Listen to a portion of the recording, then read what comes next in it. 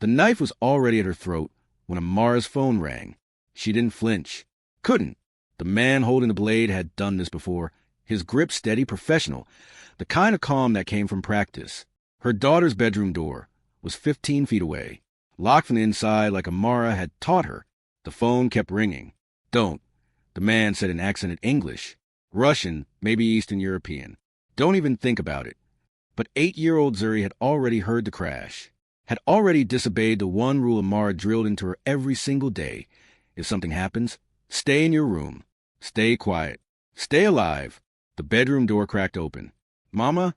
The words split the air like glass breaking. The Russian's head turned. Just a fraction, just enough. Amara drove her elbow into his ribs, twisted away from the blade. It caught her shoulder instead of her throat. Pain bloomed hot and red. She didn't scream.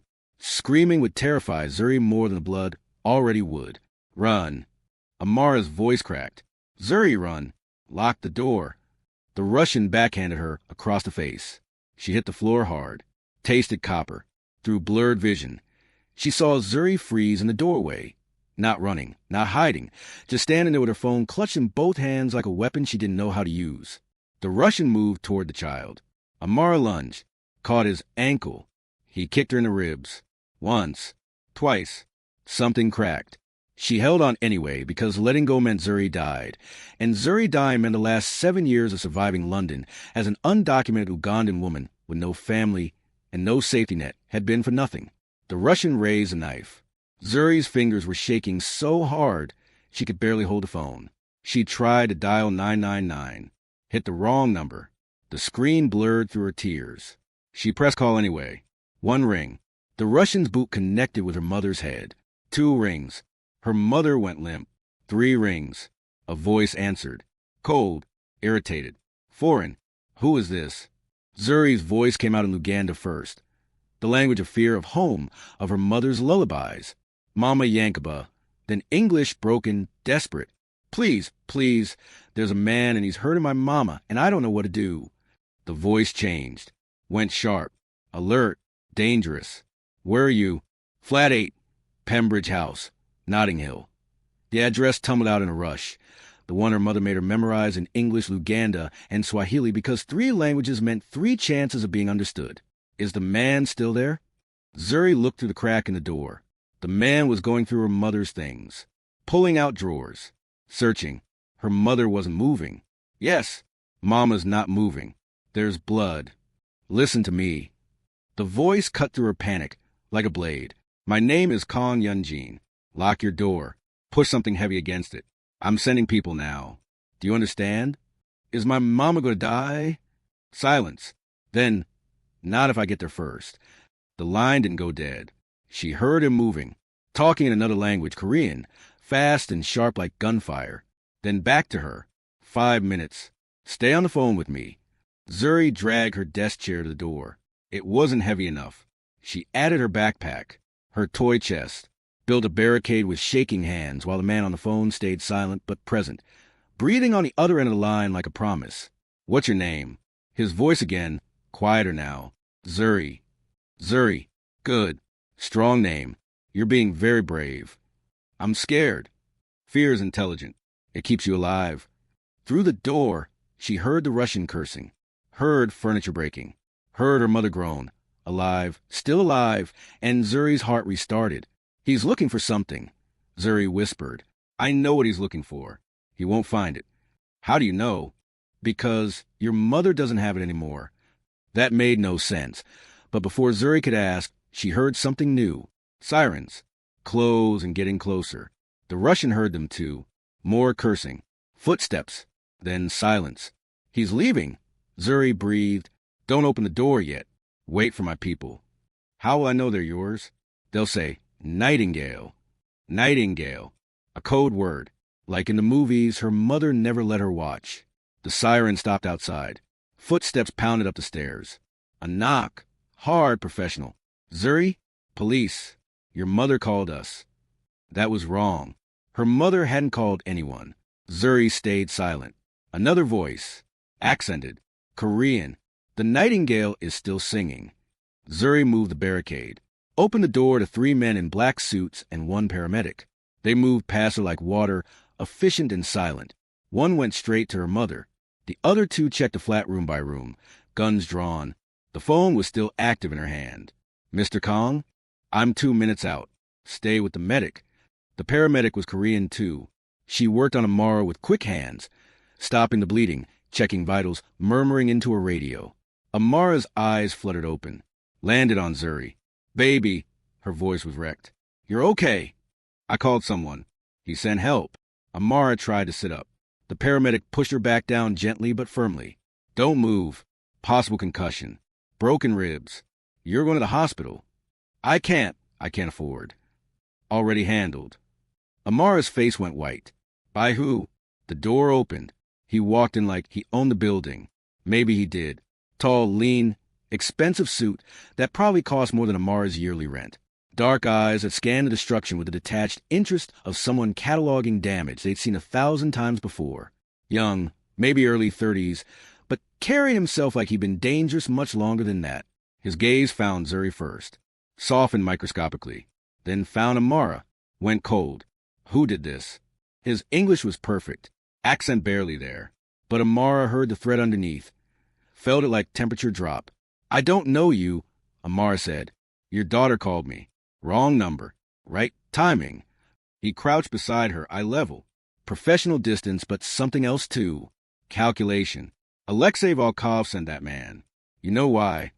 Amara's jaw tightened. Said nothing. "You witnessed something 3 months ago. Docklands. Shipping container 447. You were working night shift security. You saw faces you weren't supposed to see." Her silence confirmed everything. Yeon-jin stood. "They'll come back. Tonight, tomorrow, next week. They'll keep coming until you're eliminated or until you have protection they can't touch. I don't need your... You're bleeding on your floor in front of your child. You need exactly what I'm offering." One of his men spoke in rapid Korean. Yeon-jin nodded, switched languages, responded, then back to English. "Hospital first. Then we talk terms." "Terms. I don't give things away for free." Those watching could feel the danger closing in, the kind that doesn't ask permission, doesn't give warnings. To stay with Zuri and Amara through what comes next, through every impossible choice and dangerous alliance. Subscribe now, because in this world, looking away means abandoning someone when they need witnesses most. Royal London Hospital, 3 a.m. Amara woke to white walls and the steady beep of monitors. Her shoulder was bandaged, ribs wrapped, head pounding. Zuri asleep in the chair beside her bed, covered with someone's suit jacket. Yeon-jin stood at the window, watching the city, or watching for threats. With men like him, it was probably both. "She hasn't left your side," he said without turning. "Refused to sleep until she knew you were stable." "How long have you been here?" "Long enough to pay your medical bills. Sign the discharge papers as your emergency contact. And make 3 phone calls that ensure Alexei Volkov's people no touching you again means go to war with me." Amara tried to sit up. Pain shot through her ribs. "You shouldn't have done that." "Which part?" "Any of it. You don't know us. Don't owe us anything." Now he turned. Those dark eyes pinned her in place. "That container you saw? The faces? Those were my competitors moving product through my territory, without permission. You're the only witness who can identify them. That makes you valuable." "I'm not testifying." "I don't need you to testify. I need you alive. Alive, you're leverage. Dead, you're useless." He moved closer. "So here's what happens next. You and your daughter move into a secure location. I provide protection, documentation, income. You provide me with something equally valuable. I don't have anything. You have a daughter who needs a mother, and I need a wife." The words hung in the air like smoke. Amara stared at him. "You're insane." "Probably." He didn't smile. "But I'm also practical. My organization operates in 14 countries. Half of them require family visas, legitimate ties, clean papers.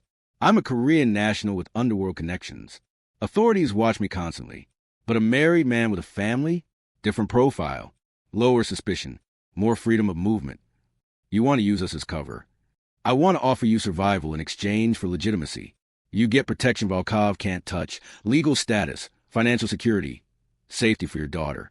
I get the ability to move through Europe without constant surveillance. This is human trafficking. No. Human trafficking is forcing someone into exploitation. I'm offering a contract. Clear terms. Exit clause. After 2 years, you walk away with enough money to disappear anywhere in the world. Or you stay. Your choice. Amara looked at Zuri. Still sleeping. Still innocent. Still trusting that her mother would keep her safe. Why me? You could marry anyone. I need someone who understands survival, who won't ask questions about my work, who has enough to lose that she'll honor the agreement. His voice dropped. And someone who's already dead in the system. That landed like a fist. You check my status. I check everything. You've been undocumented for 7 years, working cash jobs, dodging immigration. One bad day away from deportation back to Uganda, where your daughter's father's family is still looking for you both. Amara's breath caught. How do you? I know about everything. The threats, the reasons you ran, the fact that going back means your daughter inherits a blood feud you didn't start. He pulled a folder from inside his jacket. I can make all of that disappear. New documentation. Legal residency in 3 countries. Protection from both Volkov's people and anyone else who wants to hurt you. She wanted to throw him out. Wanted to scream that she'd survived this long, without help from criminals in expensive suits. But Zuri shifted in her sleep, and Amara felt the bandages pulling at her shoulder, and she knew, that tonight wouldn't be the last time someone came for her. What exactly would this marriage require? Public appearances when necessary. Signatures on legal documents. Maintaining the appearance of a legitimate family when authorities or rivals are watching. His voice was clinical. I don't touch you. Don't control your life. You're free to work, live independently within a secure location. Privacy is guaranteed. And if I say no, I walk away. You take your chances with Volkov. He checked his watch. You have 12 hours to decide. After that, I have to assume your liability and cut all ties. Cold, brutal, honest. You're really not to make this sound appealing? I don't need to make it appealing. I just need to make it real. He moved to the door, paused. For what it's worth, your daughter has good instincts. She called the one person in London who had both the resources and the motivation to keep you alive. That's not luck. That's survival. He left. Zuri stirred. Open her eyes. Mama? I'm here, baby. Is the bad man coming back? Amara pulled her close. Breathed in the smell of her hair, shea, butter, and innocence. No, not anymore. Because Mr. Kang is protecting us? How do you know his name? He told me. On the phone. He wasn't nice, but he wasn't mean either. He was just real. Zuri looked up with those 2 old eyes. Are we going to stay with him? I don't know yet. I think we should. I think he's like us. Like us how? Scared but pretending not to be. Out of the mouths of children. Yeon-jin returned at noon. No pleasantries. Just waiting. Amara met his eyes. I have conditions. Name them. Zuri's education is priority. Best schools. No exposure to your work. Agreed. I keep my own space. Separate bedroom. Separate life. Already planned for. And if anyone from your world threatens her, the deal is off and I disappear with resources you'll provide. He considered this. Nodded. Acceptable. My conditions. You attend events when I require it. You don't ask about my business. And if immigration or authorities question you, you tell the prepared story without deviation. What story? That we met 2 years ago. Fell in love. Married quickly because of my work schedule. You'll have documentation, photos, witnesses, everything needed to sell it. Fake memories. Useful memories. Amara looked at Zuri, coloring in the hospital corner. 7 years of running. 7 years of looking over her shoulder. 7 years of watching her daughter grow up scared. How long do I have to decide? Yeon-jin checked his watch. You have 4 minutes. You said 12 hours. That was before Volkov's people were spotted 2 streets away. They're escalating. Either you come with me now, or I leave you to handle them alone. Fear spiked through her. You're bluffing. He pulled out his phone. Showed her a surveillance photo timestamped 3 minutes ago. 2 men, watching the hospital entrance. I don't bluff. I calculate. And right now, the calculation says you have about 4 minutes before they figure out which floor you're on. Amara's hands shook. This is insane. This is survival. Yes or no? She thought about Kampala. About running through red dust with Zuri wrapped against her chest. about the brother-in-law who'd sworn to kill them both for the inheritance Amara's husband left behind, about 7 years of being invisible, untouchable, illegal, about one daughter who deserved better than fear. Yes. Yeon-jin moved immediately, spoke into his phone in Korean. 3 men appeared in the doorway within seconds. We're leaving. Now. Service elevator. He scooped up Zuri's coloring books, handed Amara a bag that appeared from nowhere, clothes her size, toiletries, everything needed for immediate departure. You planned this. I planned everything. They moved fast. Service elevator down 6 floors. Kitchen corridor. Loading dock. Black SUV with tinted windows. Zuri climbed in without question, trusting the way children trust when adults move with certainty. Amara hesitated at the car door. Last chance, Yeon-jin said quietly. Get in, you're committed. Stay, you're on your own. She got in. The safe house was in Zuri. Gated property. Guard posted at the entrance. Modern architecture hiding serious security. Cameras, reinforced doors, panic rooms. This is temporary, Yeon-jin said as they entered, until the marriage is legal, and we can move you somewhere more permanent. More permanent prison, you mean? More permanent safety. He showed them through rooms that looked like something from magazines Amara had cleaned in her housekeeping jobs. Master bedroom. Guest room for Zuri. Kitchen is fully stocked. Don't leave the property without notifying security. So we're prisoners. You're protected. There's a difference. Zuri ran to window. Mama, there's a garden and a swing set. Yeon-jin's expression didn't change, but something flickered. I had it installed this morning. Amara stared at him. Why? Because children need space to be children, even in circumstances like these. He left them to settle in. Amara sat on the bed, too soft, too expensive, and tried to process that her life had been dismantled and rebuilt in less than 12 hours. Her phone buzzed. New number. Unknown. Contract is ready for review. Lawyer arrives tomorrow at 9 a.m. Read every word. Make changes. This has to protect you as much as it protects me. She almost didn't respond. Then, Amara, why are you really doing this? 3 minutes passed. She thought he wouldn't answer. Unknown. Because the first person who ever protected me was a woman everyone said didn't matter. She died because I wasn't strong enough to save her. I'm strong enough now. No signature. He didn't need one. The lawyer arrived exactly at 9 a.m. Woman, 50s, sharp eyes. I'm Sarah Chun. I represent Mr. Kang in legal matters. But for this contract, I'm representing you. Everything you tell me is confidential, even from him. Amara blinked. He sent you to work against him? He sent me to make sure you're protected. If this contract has holes, we fix them now, not in court 2 years from now. She opened a briefcase. Let's begin. They worked for 4 hours.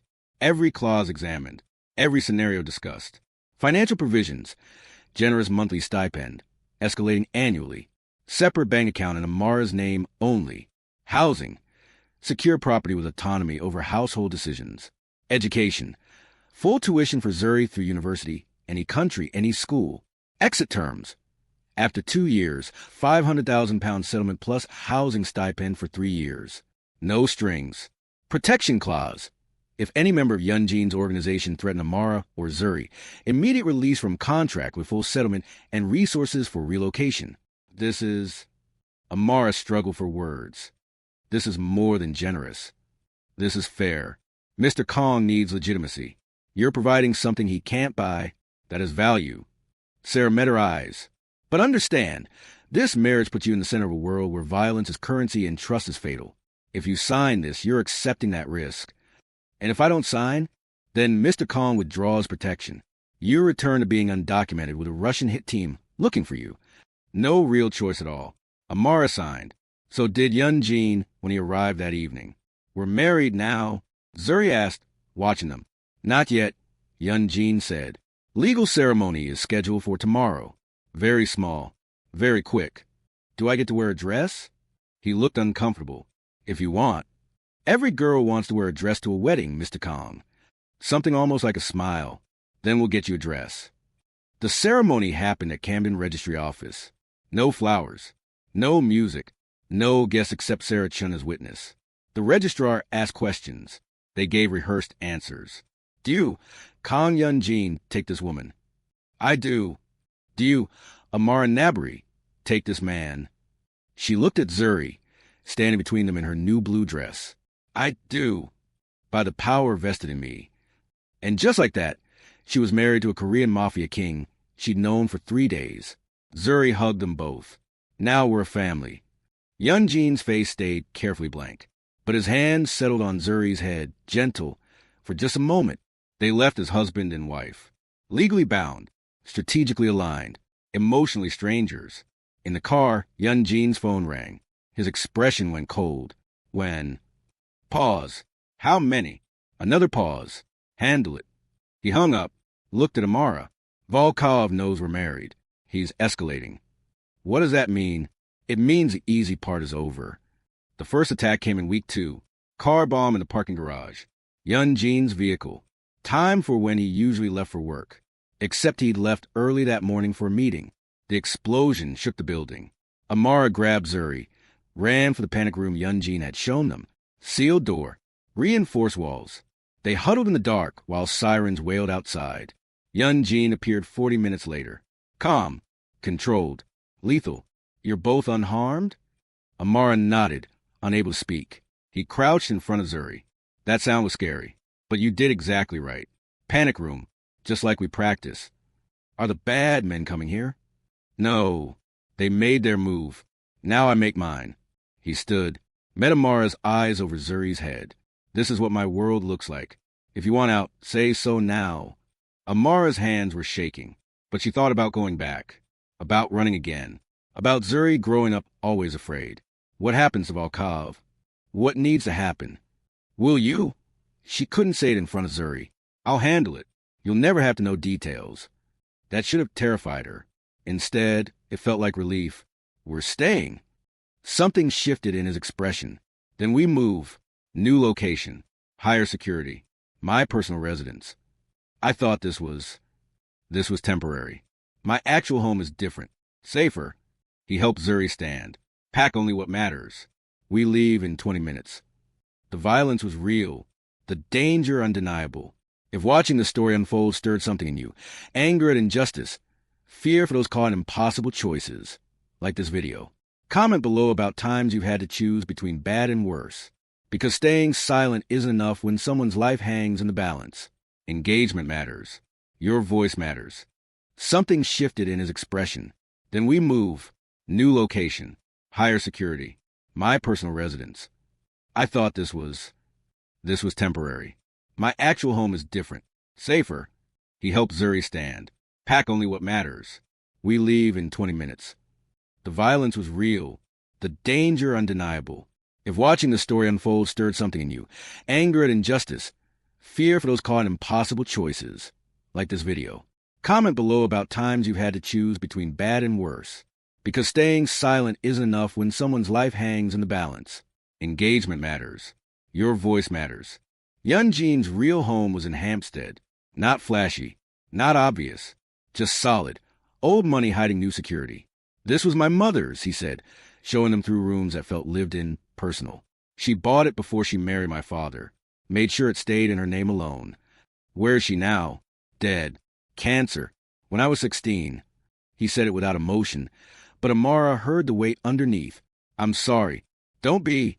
She taught me everything I needed to survive. He opened a door. This is your wing. Bedroom, bathroom, study. Zuri's room connects through here. The spaces were beautiful. Warm. Not staged like the Surrey house. You prepared this for us. I prepared this for possibility. He set down Zuri's bag. Dinner is at 7 if you want it.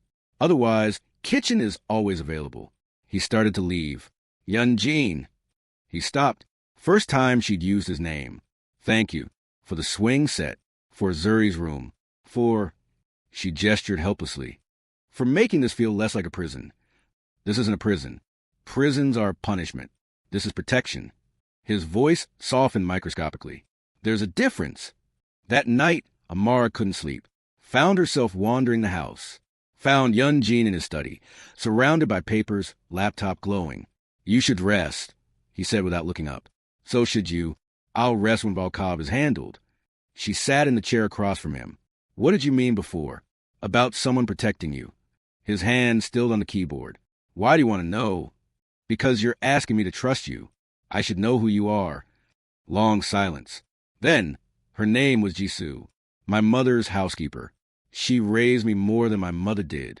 When my father's enemies came for us, she's the one who hid me. She died buying me time to escape. How old were you? 13.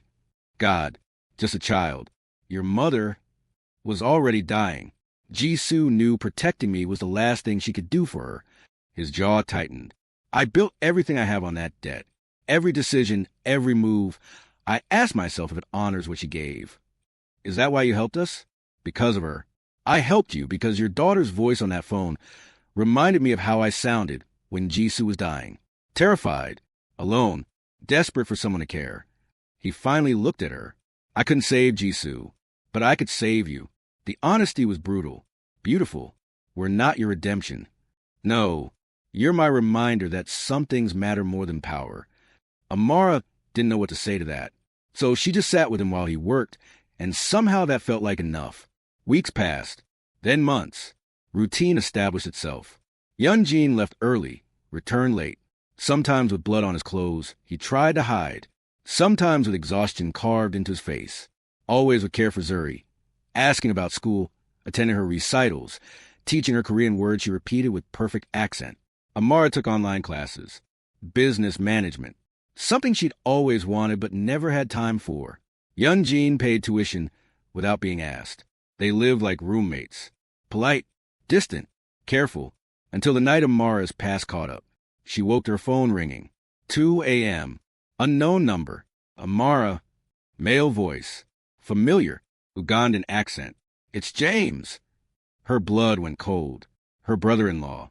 The one who'd sworn to kill her. How did you get this number? I have resources. You think running to London saved you? His laugh was cruel. I know where you are. I know about your daughter. I know about your marriage to that Korean criminal. You can't touch us. I don't need to touch you. I just need to make your life hell. Immigration authorities are very interested in how an undocumented woman suddenly has legal status. They're looking into your marriage, into your husband's business. Panic seized her. You're lying. Am I? Check the news tomorrow. See what allegations surface. See how long your protection lasts when authorities start digging. The line went dead. Amara sat in the dark, shaking, every worst fear crystallizing. A knock. Yeon-jin in the doorway. I heard your phone. What happened? She told him everything. James, the threats, the immigration investigation. Yeon-jin's expression went glacial. He made a mistake. What mistake? He threatened what's mine. I'm not. Yes, you are. He pulled out his phone. Made a call. Spoke in Korean, fast and sharp. Hung up. James Nabry, your late husband's brother. Currently in Kampala. Owns 3 businesses funded by family money he stole from your daughter's inheritance. How do you know all that? Because I researched threats. He sat beside her. I can make him disappear. Permanently. Or I can make him wish he'd never heard your name. Your choice. The offer was terrifying. Tempting. I don't want you to kill him. Then I won't kill him. But he will learn that threatening my family has consequences. My family. The words hung in the air. Yeon-jin. Tomorrow morning, James will receive documentation showing every illegal business dealing he's conducted. Evidence of tax evasion, bribes, corruption, delivered to Ugandan authorities and international press simultaneously. His empire will collapse by noon. You can do that. I already did it. 3 hours after you sign our contract. He met her eyes. I protect what's mine. I told you that. Amara's throat tightened. Why? Because you signed a paper that made you my responsibility. And I don't break promises. But it wasn't just responsibility in his voice. It was something else. Something neither of them was ready to name. 6 months in, something shifted. Zuri's school play. Amara had mentioned it once in passing. Yeon-jin appeared backstage with flowers, sitting in the audience like he belonged there. Zuri spotted him. Her whole face lit up. After, she ran to him first. Did you see me? I remembered all my lines. Every word. You were perfect. The pride in his voice was real. That night, after Zuri was asleep, Amara found him on the terrace. Thank you for coming today. She worked hard, Someone should witness that. You didn't have to. Stop. He turned to face her. Stop assuming I'm doing things out of obligation. I wanted to be there. Why? Because he stopped, started again. Because somewhere in the last 6 months, this stopped being a contract. For me, at least. Her heart hammered. Yeon-jin. I know what the papers say. 2 years. Exit clause. Clean separation. I'll honor every word. His voice was rough. But if I'm honest, and I'm trying to be honest with you, I don't want you to leave. Either of you. Amara's hands were shaking. You don't love me. No, not yet. He stepped closer. But I could, if you let me, if you give me time to learn how. This is insane. Everything about us has been insane from the start. Why stop now? She wanted to say no, wanted to protect herself. But she thought about 6 months of careful distance that kept dissolving, of Zuri calling him Uncle Yeon and meaning it, of nights sitting in his study while he worked, comfortable silence stretching between them, of the way he'd looked when he'd said my family. I don't know how to do this, she whispered. Neither do I, but we could figure out together. And if we can't, then you still walk away in 18 months with everything the contract promised. Nothing changes. Everything changes. Yes. He didn't lie about it. But maybe that's not bad. She looked at him, really looked, saw the careful control, the loneliness, the man who'd built walls so high he'd forgotten there was another side. One rule, she said. Name it. You let me see you, really see you. No more walls. No more pretending. His jaw tightened. That's asking a lot. So is love. Long silence. Then, okay. Such a small word. Such impossible weight. They didn't kiss. Didn't touch. Just stood on the terrace as London sprawled below them. Two people who'd started as transaction learning how to become something real. Year 1 ended. Year 2 began. Yeon-jin taught Amara his world in pieces. Not the violence. He kept that separate. But the strategy. The chess game of power and positioning. She was brilliant at it. Seeing patterns he missed. You should work with me, he said one night over dinner. I'm your wife, not your employee. You could be both. My organization needs legitimate businesses. You could run them. You trust me that much? I trust you to be smarter than my enemies.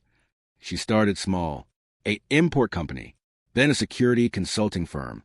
Both legal. Both profitable. Both giving her something that was hers. Zuri thrived. New school. Friends. Confidence that came from finally feeling safe. And slowly, carefully, Amara and Yeon-jin learned each other. His nightmares. Her fears. The ways they'd both been broken by circumstances they didn't choose. He told her about his mother. About building an empire from grief. About the weight of never being able to stop moving or the enemies would catch up. She told him about Uganda. About her husband dying in a car accident that was an accident. About running with a 6-month-old baby. And nothing but hope. We're the same, he said one night. Survivors pretending to be conquerors. Maybe we're both, she said. The first time he kissed her was after a close call. Assassination attempt at a restaurant. His security moved him to safety, but not before a bullet grazed his arm. Amara stitched him up in the bathroom. Hands steady despite the fear crushing her chest. You should go to a hospital. Can't. Too many questions. He watched her work. You're good at this. I had to be. Growing up in Kampala, you learn field medicine or you lose people. She tied off the last stitch. Looked up, found him staring at her with something raw and unguarded. What? I love you. The words hung between them like lightning. Yeon-jin. I know the contract says 2 years. I know you can still walk away. But I need you to know this is real for me. You're real. Zuri's real. This family is the only thing I've ever had worth protecting. Amara's eyes burned. You can't just say that. Why not? It's true. Because her voice cracked. Because what if I'm not ready? What if I can't? He cupped her face. Gentle. Devastating. Then I'll wait. However long it takes. I'm not going anywhere. She kissed him. Finally. Desperately. 7 months of careful distance collapsing into something that felt like drowning and breathing all at once. When they broke apart, she was crying. I'm terrified, she whispered. Good. So am I. What if we destroy this? Then we'll destroy it honestly. Together. Month 18. 6 months before the contract ended, Volkov resurfaced. Not with violence this time, with leverage. He'd found James. The brother-in-law Yeon-jin had ruined financially, made him an offer, helped destroy Kang Yeon-jin's legitimacy, get revenge on Amara. James took it. The first Amara knew was immigration officers at the door. Search warrant. Allegations of marriage fraud. Yeon-jin handled it with cold precision. Documentation. Photos. Evidence of a legitimate relationship. But the investigation opened anyway. They're trying to separate us, Amara said that night. Prove the marriage is fake, then use that to deport me. They won't succeed.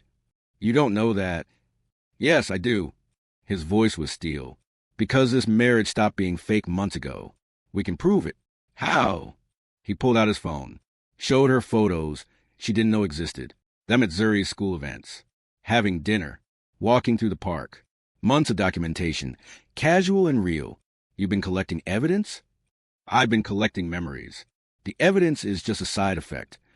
The hearing was brutal. Lawyers on both sides. Immigration officials asking invasive questions. James testifying remotely about Amara's desperation, her willingness to do anything to stay in the country.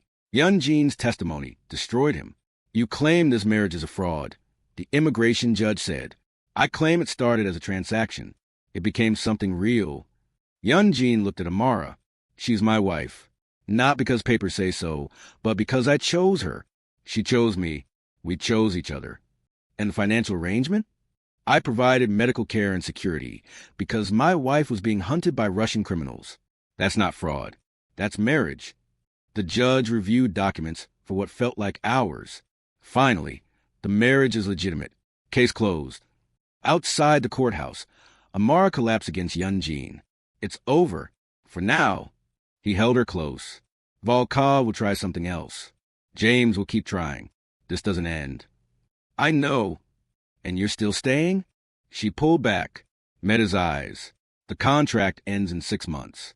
After that, there's no obligation, no financial incentive, just choice. She took his hand. I'm choosing you. I'm choosing this. Not because I have to, because I want to. His composure cracked. Just for a moment. Just enough. I don't deserve you. Probably not. But you're stuck with me anyway. Month 24. Contract expiration day. The lawyer arrived with final paperwork. Settlement check for £500,000. Housing stipend agreement. Dissolution of the contractual marriage. All you have to do is sign, Saracen said. Then you're free. Amara looked at the papers. Then at Yeon-jin, sitting across from her.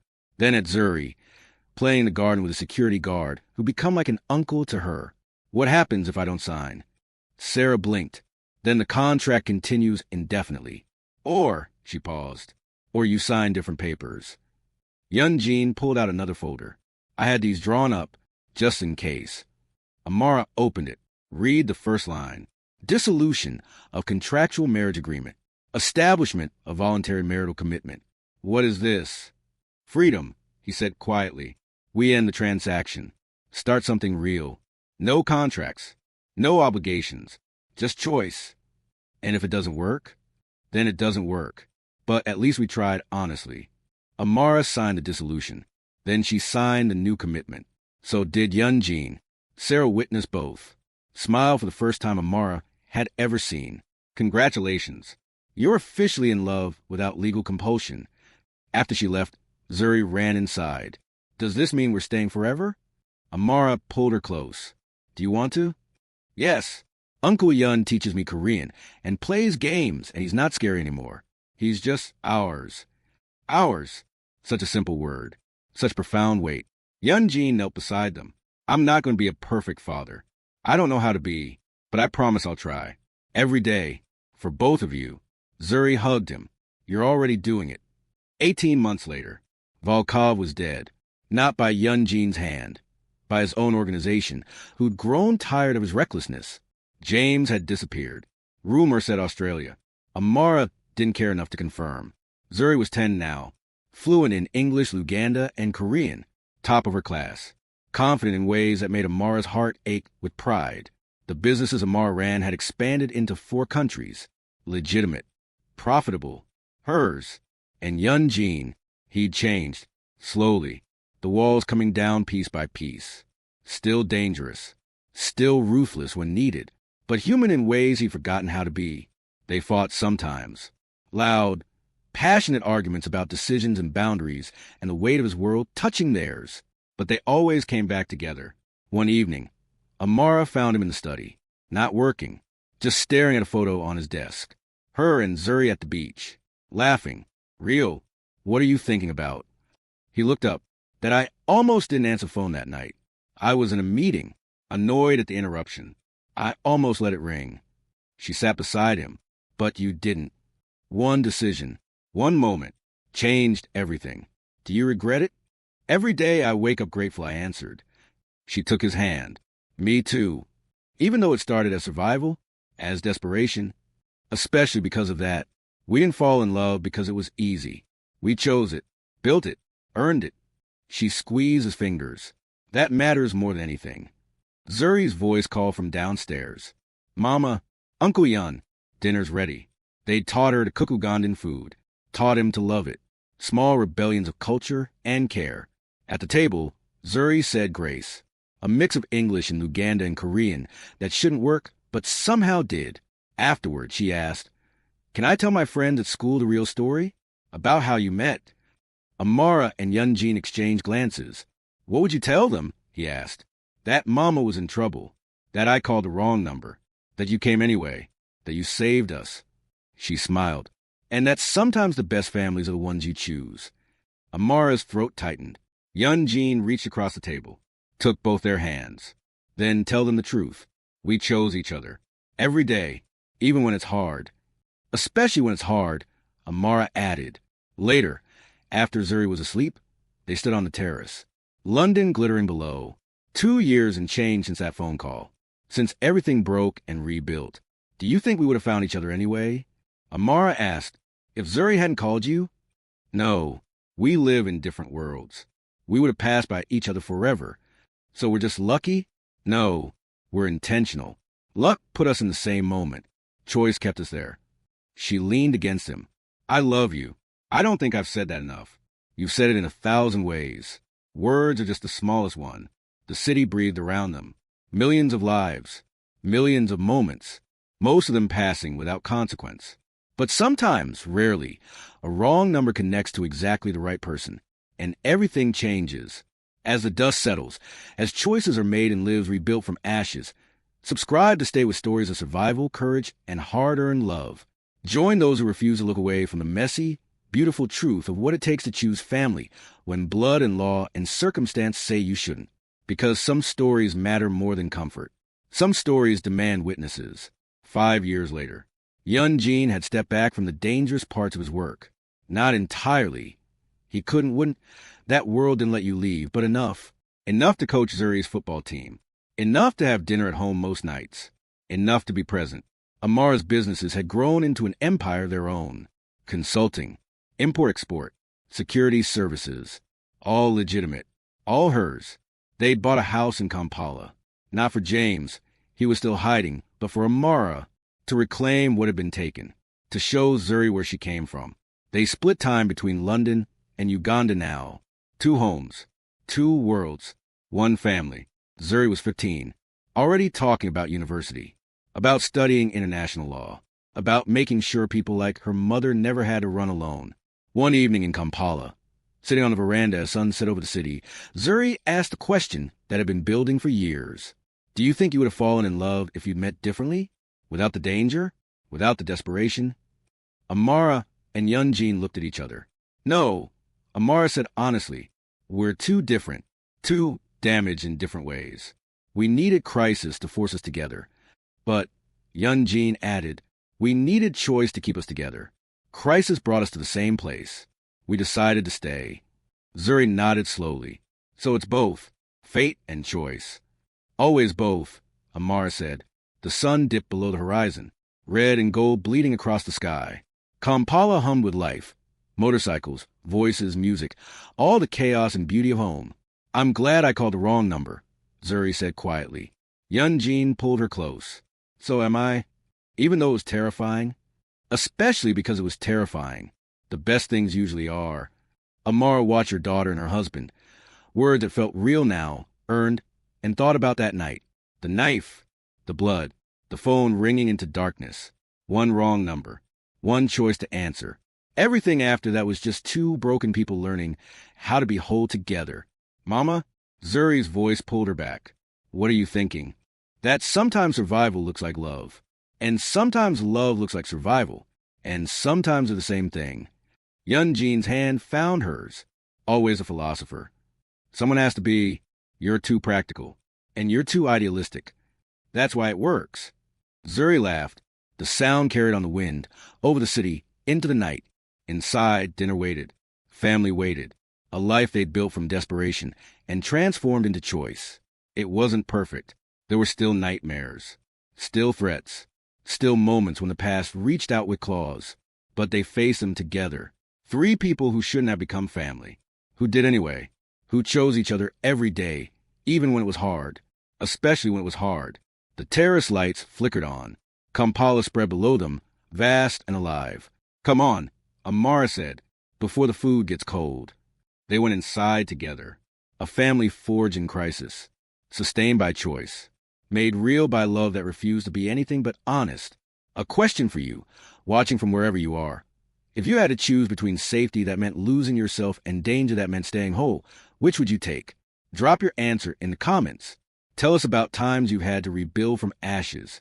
Because survival isn't pretty, and love isn't easy. And sometimes the best stories are the ones that refuse to pretend otherwise.